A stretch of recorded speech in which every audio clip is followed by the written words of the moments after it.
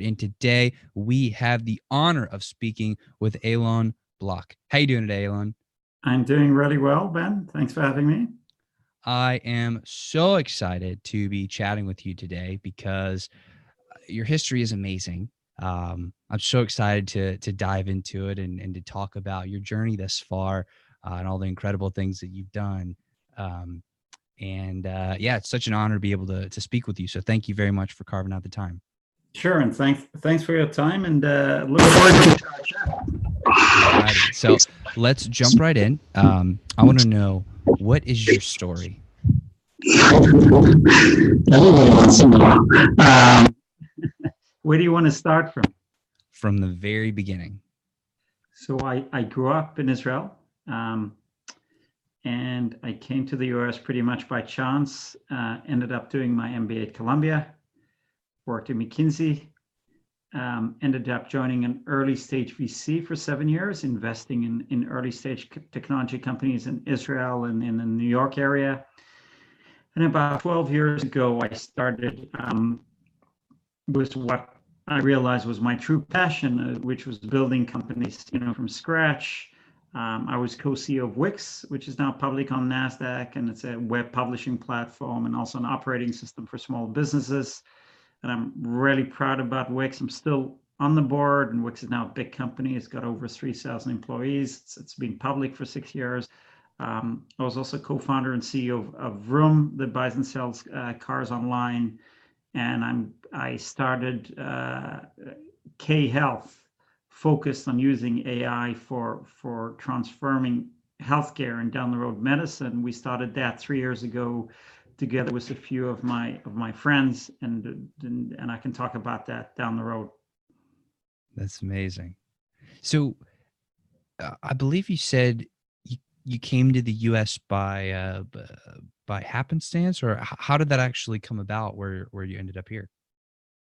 Well, I was living in Israel, and in Israel you typically serve in the military first, and then you go to university. So I did that for 3 years, and then went to did my undergraduate in Tel Aviv University, and I focused on biological science. I was interested in genetics and what people call biotechnology, how things operate at the biological level, biochemistry and cell chemistry and DNA. And this is the early 90s.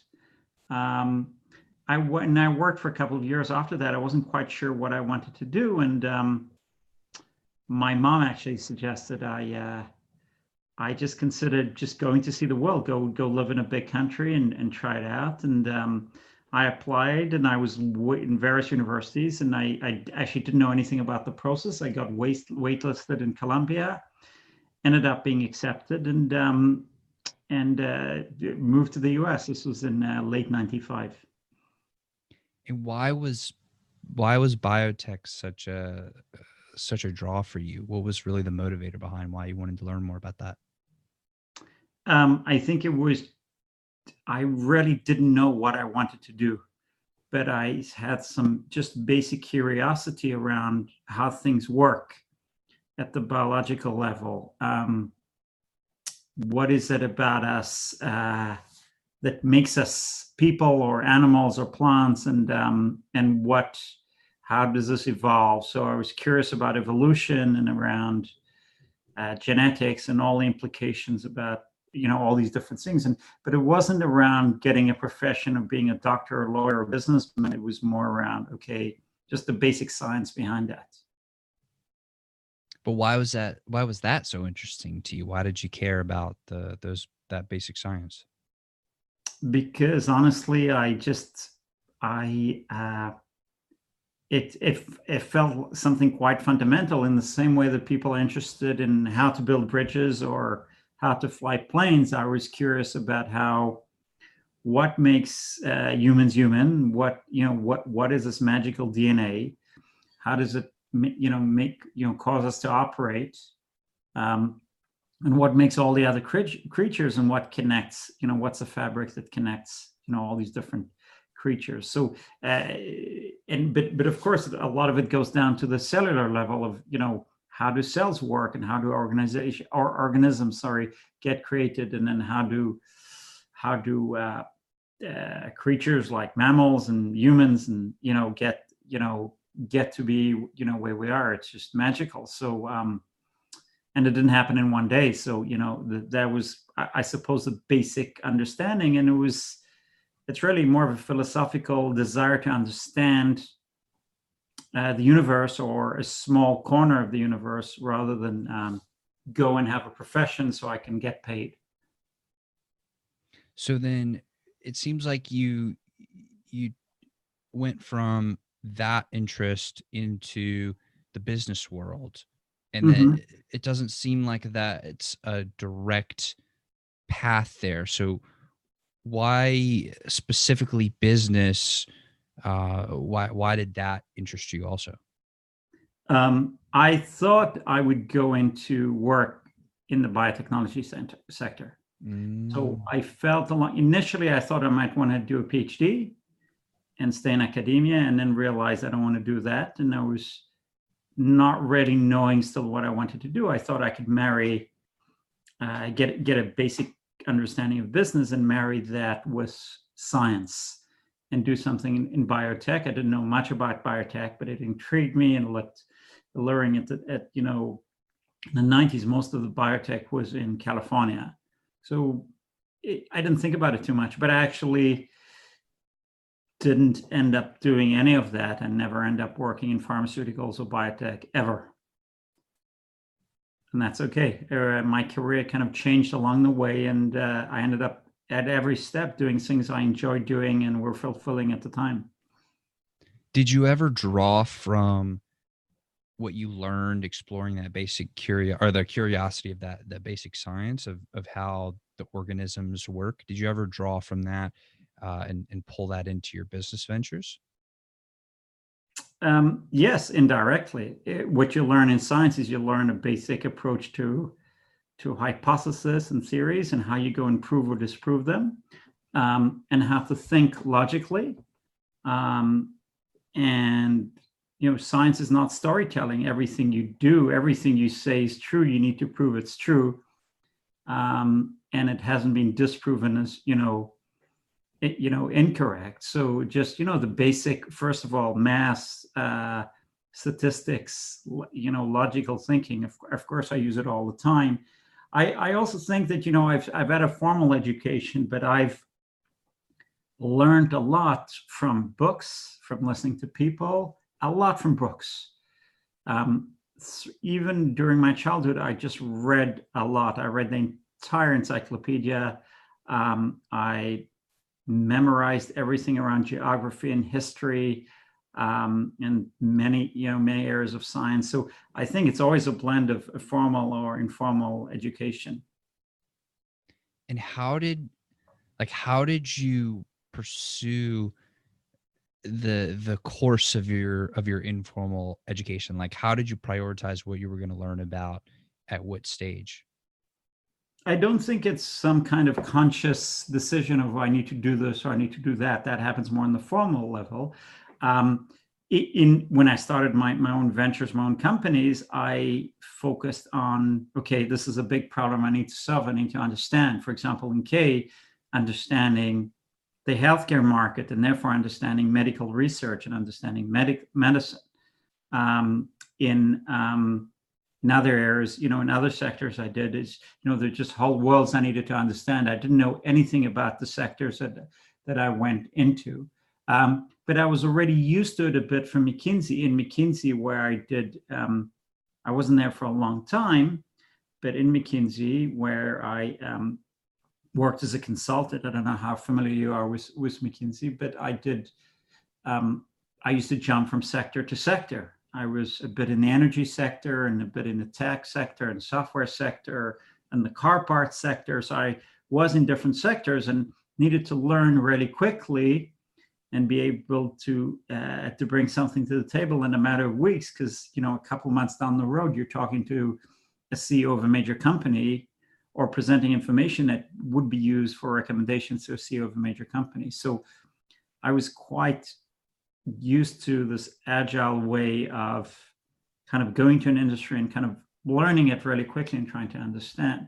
Of course, you look at the world very different as an entrepreneur versus a consultant, completely different.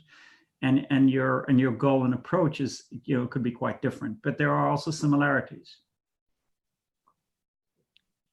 Can you expand on that a little bit and talk about those differences and similarities, and what are the most important ones to really focus on? Yeah, look, it's a whole world, but I think when you want to start a company in a certain area, and I can tell you what led me to do some of the things I've done. When you start a company, you're coming into an industry that exists, that has legacy players, and it has its own rules. It might have regulation. It's got a competitive landscape. It's got pricing. It's got customers. It's got the rules of the game. And you need to come and reimagine something completely different. And by the way, you don't have a brand. You don't have resources. And nobody cares about your company, right? So you need to be quite rebellious in your approach. And you need to be right. So if you're contrarian and you're wrong, it's entirely unhelpful. And it's not going to be easy. So you need to be able to persevere and double down on your tenacity and just, make it happen.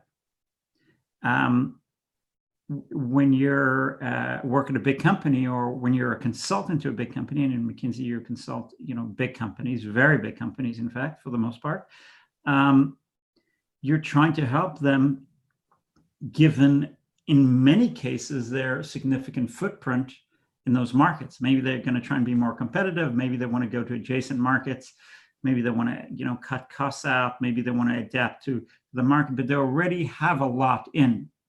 When you start from fresh, when you take all the chairs out of the room and you rearrange the room completely different, you're also going to ask yourself, do you even need a door, and where the door is going to be? Whereas if you've got a room with furniture and doors and windows, you're not going to start moving everything around, right? So that's a very, very different way of thinking. It can be very scary for many people because you've got nothing to fall back on, and you're relying fundamentally on yourself and your core team to do that. But you're also, it's very liberating because nobody's stopping you and saying, hey, you have to use this legacy asset that we have, this resource that we already have, or you're going to piss somebody off, or there's other opinions. You can build something and be true to what you believe is right. And I think that's what's so magical about starting companies. It gets lost along the way that you have the ability to affect a lot of people. A small amount of them are your employees. A larger amount of them, hopefully, are your customers. And you can, in this day and age, there's a lot of capital that wants to back interesting stories with strong entrepreneurs. And I think that's where it's incredibly gratifying, incredibly,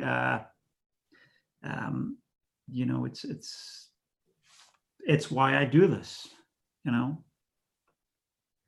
So it seems like this is really like a way of doing things, like a philosophy that you've developed in your experiences.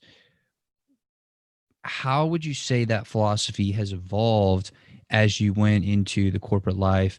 It seems like you spent some time in the venture capital space, and then as the entrepreneur and building businesses, having seen the entire gamut from a ton of different sides. How has that evolved over time? So I think it's evolved significantly. And look, you'll see as you grow and develop, you're interested in slightly different things in different stages of your life. When I start a company, I try and think for myself, okay, how can I build a company that I will be really excited about? That's going to make a huge, huge difference to a lot of people. And my team will be really excited about.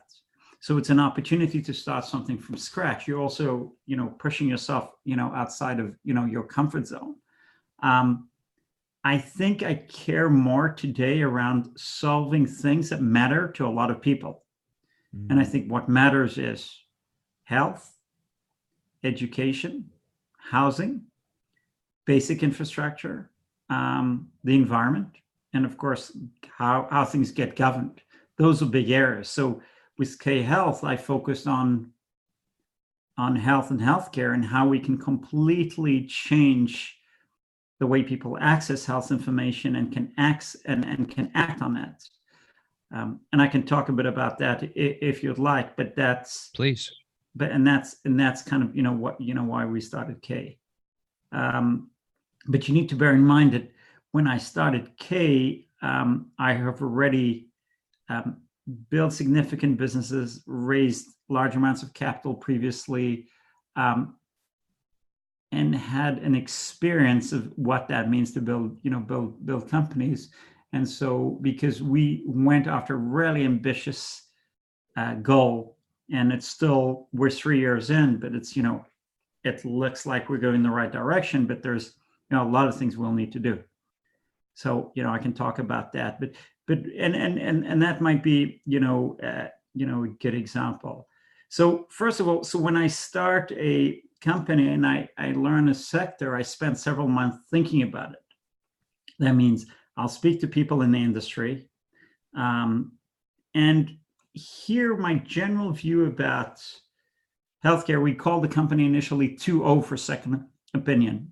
The goal for us was to try and provide people, humans, consumers, with direct information around their health that's relevant and trustworthy without necessarily asking the doctor for that information, and to give people control around their health information in a way that hasn't been done to date. If you live life long enough, you see, for you or for your loved ones, in retrospect, mistakes that doctors make or things that doctors could have done better. And I've always asked myself, gee, why don't I have access to this information? And how can I challenge my physician? Because I challenge the people who manage my money. I can make really smart decisions about travel or the restaurant I go to eat, but I can't do that when it comes to health. There is some kind of acquiescence to really bad information that's irrelevant. If you go online, many cases you need to guess. All these systems are guessing, what you might have. That's entirely unhelpful. Throwing darts at the wall and having acquiescence to a really, really bad quality of information and then showing you what you might have is entirely unhelpful. So the question that we said was, gee, if we got hold of a big enough and rich enough data set, would we be able to train a machine to do differential diagnosis and provide that information to people? And that's what doctors do for a living, certainly at the primary care, whether in a clinic or a hospital, right? A doctor, when people go to the doctor and they complain about, they've got abdominal pain or chest pain or back pain or a headache, the doctor is having a conversation with them where they're trying to prove out what they have and also rule out certain diseases, certain conditions, right? So if somebody's complaining about a headache, a doctor, in a matter of minutes, will need to try and figure out if your headache is a tension headache or migraine or sinusitis or something that's acute but not, significant. Or they need to rule out, bacterial meningitis or brain aneurysm, right? Something more severe. Severe and in certain cases immediate, need to be treated immediately. And a physician, of course, has a very broad amount of education, right? Is a major profession. Doctors on average, between their education and their practical experience, it's about a 10-year experience, to get started. There's a reason why we can't do 2 courses and be our family doctor and start writing prescriptions and diagnosing people, right? There is a body of knowledge that we need to have. And so that fantastic capability and encyclopedic knowledge and judgment that a physician has is why people trust doctors, right? They go to a doctor, they're in pain, something's unusual going on. And, they want to know, is it something with their heart? Is it cancer? And a smart physician does what's called, rolls out these things. And if they need to send people to do an X-ray or labs for infections or other things, they'll do it. But a great physician doesn't send everybody to the ER, right? Or to the X-ray. That great physician also doesn't miss out on clues of underlying rare or chronic conditions that might be lurking there, right? And so that's quite a tall order. I have a lot of respect to physicians because many times they're using partial information. So what a physician will ask you a question, right? If somebody comes in and complains about a headache, how long has it been? What triggers it?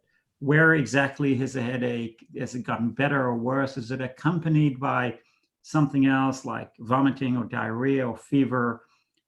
Is there been weight change? Are you taking drugs that might impact something? Did you start taking something? Did you stop taking something? It might be a cocktail of drugs. Do you smoke? Do you have a certain background disease? Do you have certain allergies or diabetes or stuff like that? High blood pressure, right? There's all these different things. Mm-hmm. And the magical capability of a physician is to put all that together and consider, okay, that headache might be, might be a migraine or sinusitis, and then, does it need a prescription? Do you need to prove that it is through a lab? Do you need to do further checks? Do you need to refer that person, or does the person need to go to the ER, right? All of the above. And of course, fantastic physicians are well trained with this, they have great knowledge, and they can kind of route you, right? They can decide, okay, just don't worry about it, rest at home, watch some Netflix, kind of watchful waiting all the way to the ER and anything in between. I know what you have, and you need a prescription or an over-the-counter medication, or I need to do further work. We ended up licensing a data set from a very large HMO in Israel that has 2.25 million people. And we got data for 20 years.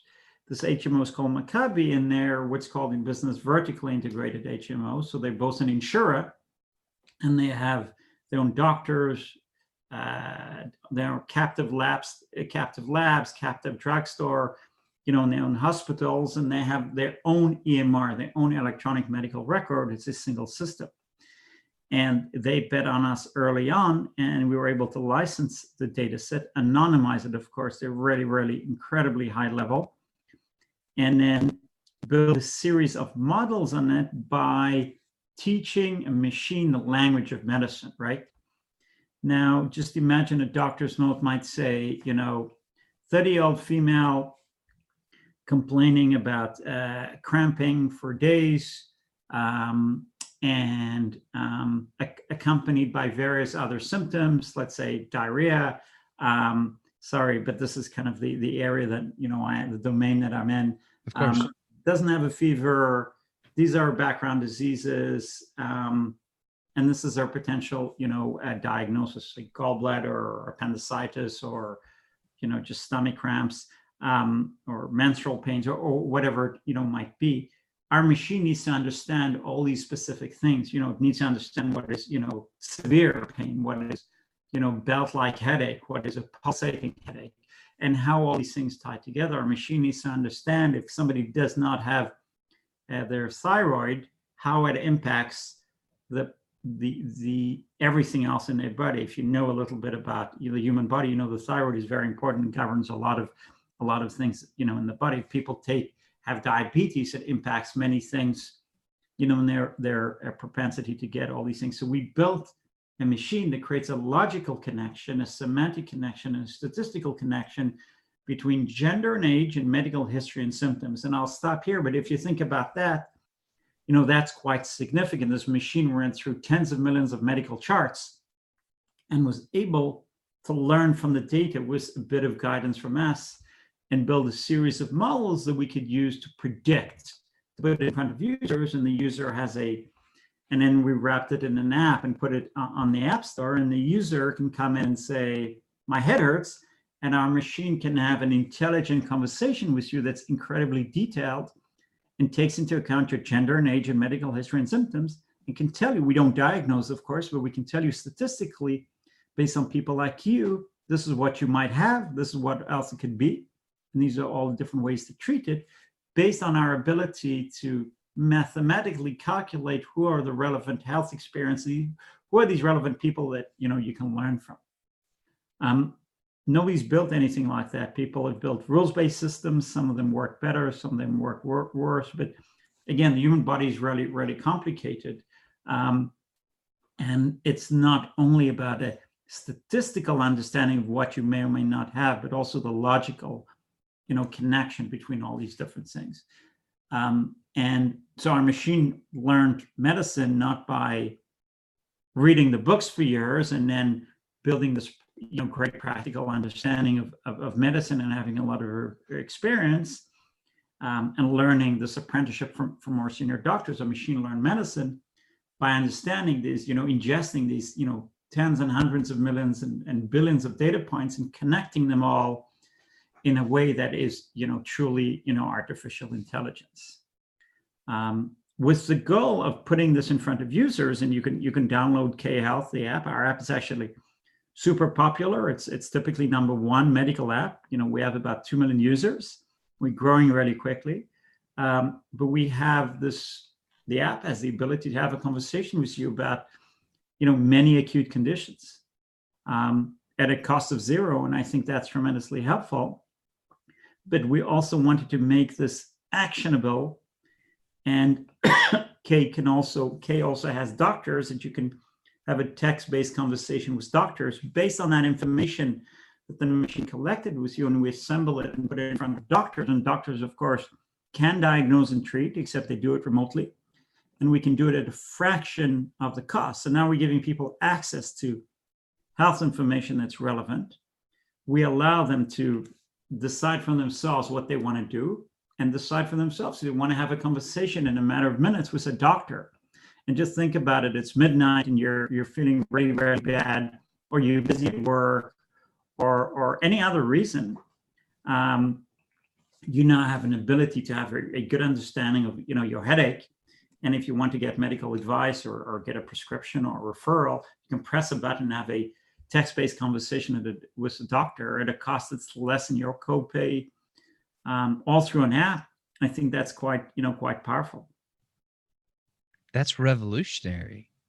So you're basically making predictions based on hundreds of millions of previous data points that you licensed from the entity in Israel, and based on that, it's making predictive models that can then be applied to when a user puts in their information, say, okay, most likely you have this, that, or the other thing, and then at some level, they can then take that base knowledge from the app that the AI is giving them some sort of answer, and they can then within minutes talk to a real physician to then have a more actionable step and to be able to get the care or the prescription or the recommendation that they need from both an AI piece and a physician piece.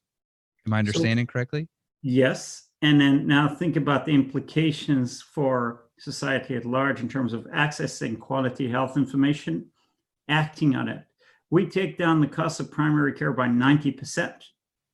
Wow. With board certified physicians. And if you know a bit about healthcare in America, it's incredibly expensive and many people can't afford it. It's the #1 of reasons for bankruptcy. And typically the people that earn less in America have worse insurance plans. But also just think of whole continents in Africa and Asia and Latin America, where most people don't have decent access to healthcare. They might need to wait for weeks or even months to see a doctor. They might get a prescription directly from a pharmacist. There's just not a lot of doctors. Doctors need to be highly educated. They need to be smart. They need to study for many years. It's expensive. And, the world needs probably 20, 30, 40 million physicians that we're lacking. You can't magically stop everything and get everybody into that. So we need to use different ways. By the way, the population's aging. And if the one thing that's sure, people need more healthcare when they're older compared to when they're younger. and there's more people with chronic conditions for various reasons, but many of them are lifestyle oriented. And again, people are living longer and have more health conditions. So whether it's high blood pressure or diabetes or heart-related conditions.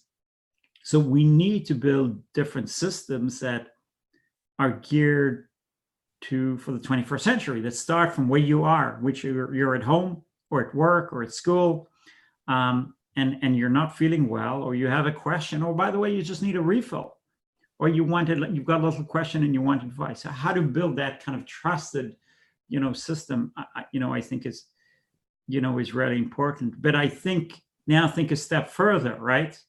What can you do from a system that can learn from the data and can work for you, right? And can take into account the fact that you are a purple person, that you are sensitive to purple drugs or sensitive to orange drugs, and how to learn about that. My ability to essentially have this intelligent capability to put it in the cloud for a fraction of a dollar and have an intelligent conversation that you might reach out and say, okay, something's bothering me, I've got this rash, or the system reaches out to you and said, hey, your lab results came in and, I'm comparing you to people like you and your cholesterol is a bit high. Do you want to see 2 or 3 strategies about what people did and first of all, where that could lead you and, how to avoid certain things like heart or diabetes related stuff. This is where medicine hasn't progressed enough, and really tough for medicine to tailor its offering. Everybody talks about personalized health, but it's really tough to do. Again, you've got really big public system. These are very expensive. It's very time consuming, and they built for a different era. So now we're able to do something that's completely different. I think it's delightful. I think it saves a ton of time. I think it gives people access. I think it does it at low cost. But most importantly, down the road, it'll lead to better health outcomes because you're giving people the ability to get that information also at 2 a.m. and also remote and also learn from all these different things. So it's a never-ending exercise. And apropos tying all in together, we're already looking at how to add in genetics, and down the road I'm sure we'll add biome and wearables and build this very, very rich context about us and about our family members, and have it all controlled by us. So if you think about all that together, it's significant. So one question that I have is, we definitely have a shortage of physicians. Yeah. And that would inherently, since the demand is extremely high, the supply is very low, that makes each physician significantly valuable, which means it's expensive to have a ton of physicians, and they need to get paid too. They need to make a living, and are probably used to making a significant living. So if the technology is cutting the cost of the healthcare down and people aren't having to pay as much, how then do you convert the physicians into participating with the app and providing this service, or like engaging with the app to serve people through it, but still maintain their level of income or at least something comparable, and make it engage them, get them to be engaged with it at the same time? Has that been an issue at all? No. Look, I think at the healthcare system, certainly certain healthcare systems, I'm not going to lie that I reduce the cost by 90% while providing better quality. I think it's important to focus on what matters, and that's people need quality access to quality information that's actionable and relevant, and their ability to orchestrate a health system that works for them and make it much a different cost structure for people to do it. Look, the reality is doctors love K because they use K. Even if a doctor doesn't understand machine learning, they look at it and say, wow, I tried to trick it with some kind of complex heart situation, and the machine did a really good job. And so they look at it and say, okay, it's much better than Dr. Google and just getting random information. That's one thing. A lot of doctors work in our system. We have a portal for doctors that they can interact with people, and we pay for a lot of doctors to use our system. We're just building a different model. bear in mind a lot of what we're removing is wasteful care, is Mhm. inefficient care. And I don't know how much you know about it and your audience, but nearly 1/5 of the US economy is now in healthcare. Wow. It's healthcare expenditures, and it's more than double most other Western countries, and people live less long than in other countries. It's difficult to do a country to country comparison, but we don't get what we pay for. We're just paying a lot more and not getting a lot in return. Certainly outside of certain areas of excellence, primary care here is not better than, in many other, Western countries. So we need to change this. And it's really, really important when you start a company to focus on the problem that matters, and solve that. Look, I'll also mention one other thing. Many physicians have used K, and then they'll walk up to their electronic medical record and say, hey, I saw 35 people today. I could have seen 4. K should have seen the rest. And those 4 people that, I've seen, I could spend much more time with them. So I actually think you can provide better healthcare. Of course, there is a cascade of, okay, how do you price this? How do you create a business model? But the last people I'm worried about their jobs as doctors, because they're in such a need.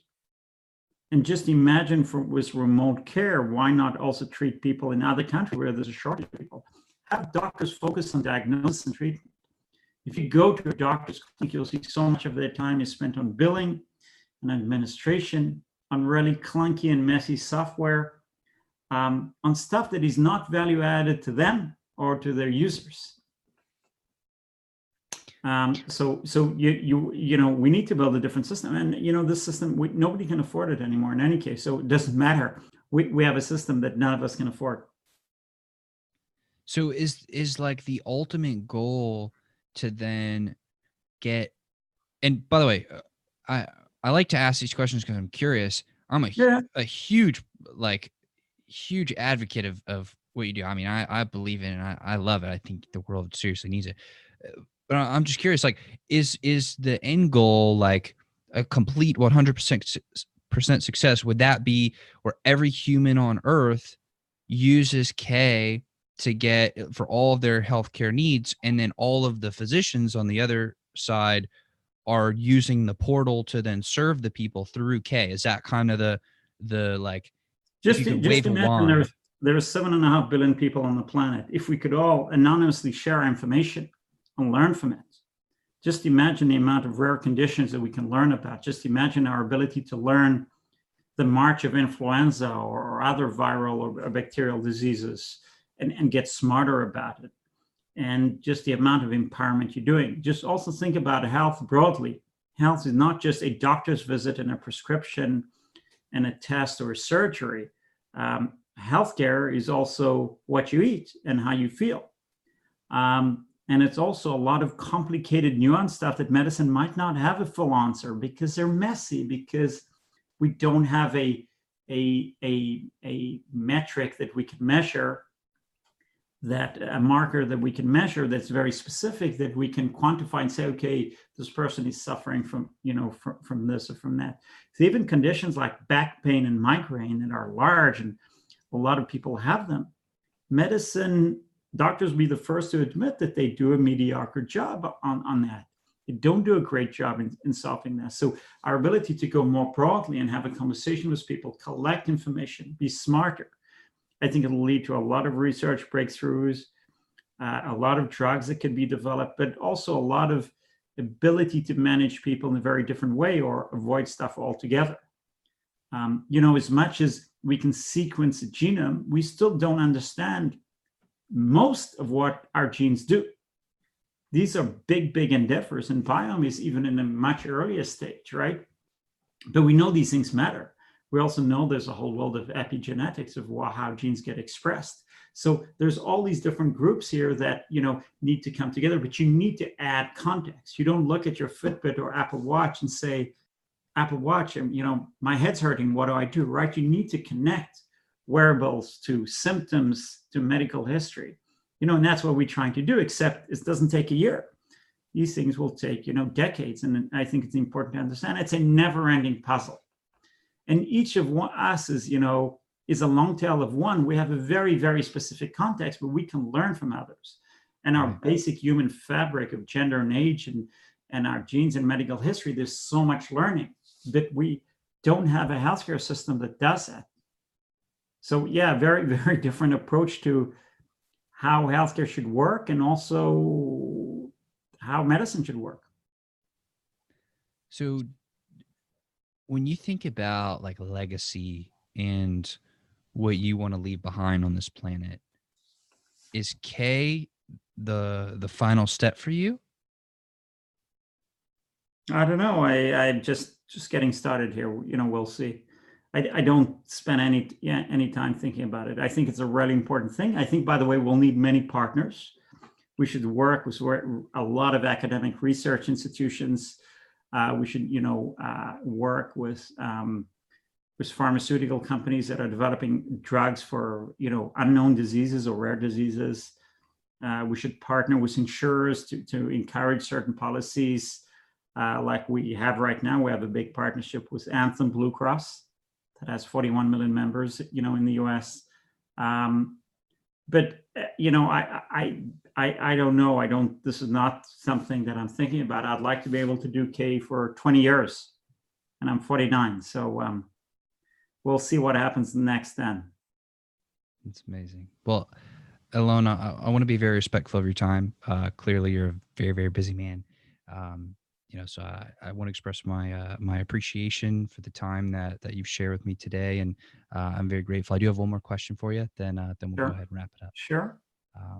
But what question should I be asking you that I just wouldn't think to ask?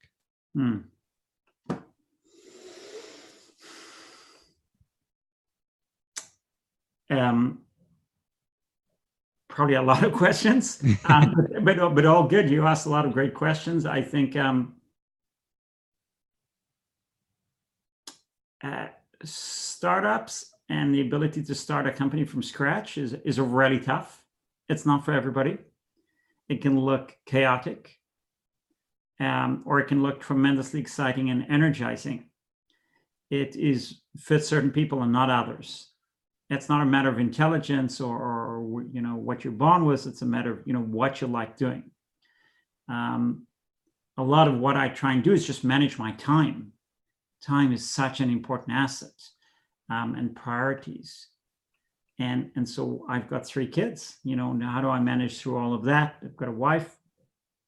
I even have some friends, which I rarely see. And I travel a lot as well. And so how do you go and build something that's significant, and you're passionate about, and takes a lot of your time and mental energy, and how do you have enough at home is kind of a big deal. And you'll see when you have your family and kids of your own, how that goes. But you're juggling a lot of things. The art of juggling both the priorities of a company and your own personal priorities are not easy.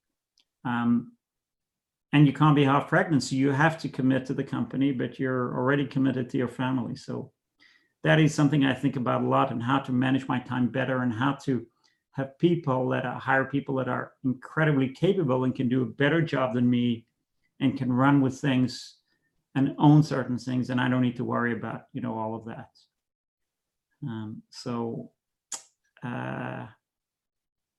That's what I would say is kind of over time what also kind of occupies me as a person. That's fascinating. And again, I just want to say thank you very much for the time that you've shared. And I'm also very grateful for what you do, because that affects everybody on the planet. I mean, healthcare is something that we all have in common. So thank you very, very much for everything that you do. Ben, and thank you for having me, and hopefully people will try it, Kay, and tell me what they think, and hopefully it'll be helpful. Thank you. Wonderful. Thank you again. And to everybody who's watching and listening, I will see y'all on the next episode.